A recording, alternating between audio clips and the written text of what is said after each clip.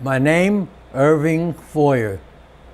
I am 88 years old.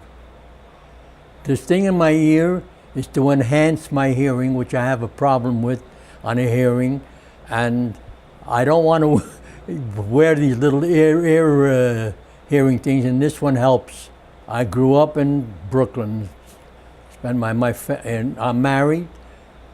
My wife has passed away 22 years ago.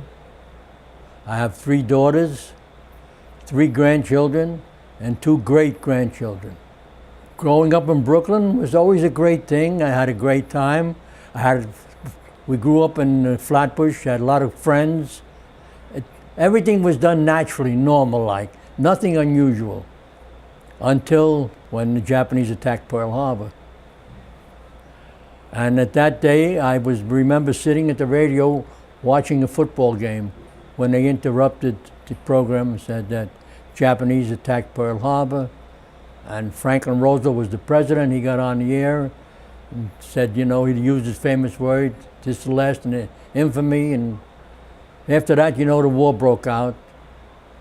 And I was drafted in 1942 into the Army. I served until 1946 when I got out. Spent 2 years overseas in the European theater. My brother was drafted the same day. My brother and myself are the only 2 children, my mother, and we were both drafted on the same day, and we were sent to different outfits.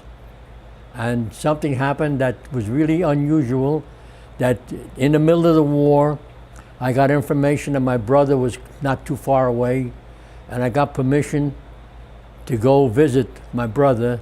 I'll never forget. I had to go through forests where I didn't see a soul, but I saw American troops, so it made me happy. And the funny part was that when I got to the place he's supposed to be, they left. So they gave me the new address. I tried it over there, and thank God I finally caught up with him, and we got to see each other. And it appeared, my picture and his picture appeared in the newspaper in Brooklyn, that we met after so many months, in the service. It's been a terrible thing. While I was there in Europe, we liberated one of the camps, Mauthausen, which is in Austria, and we went in, and I sent a letter to my wife at that time that it is impossible for anybody to believe something like this can happen among human beings.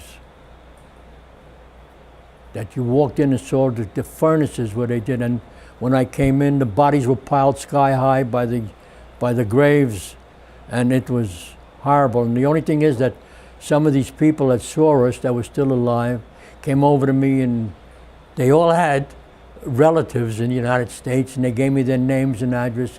I should get in touch with them, and I had a few of them. I sent them to my wife, and she did get in touch with some of them and let them know that these people were still alive. So I sent home a lot of pictures from the camps and all, but unfortunately when I came home, they weren't there because my wife destroyed them. She didn't want the kids to see how horrible these things were. And it was a tough lesson to see what human beings could do to other human beings. But thank God, we came out of it. We won the war. We got back to a normal life again, back to work, to try and do the things that Americans do: buy a home, buy an automobile, have a good job, and enjoy going out to eat once a week.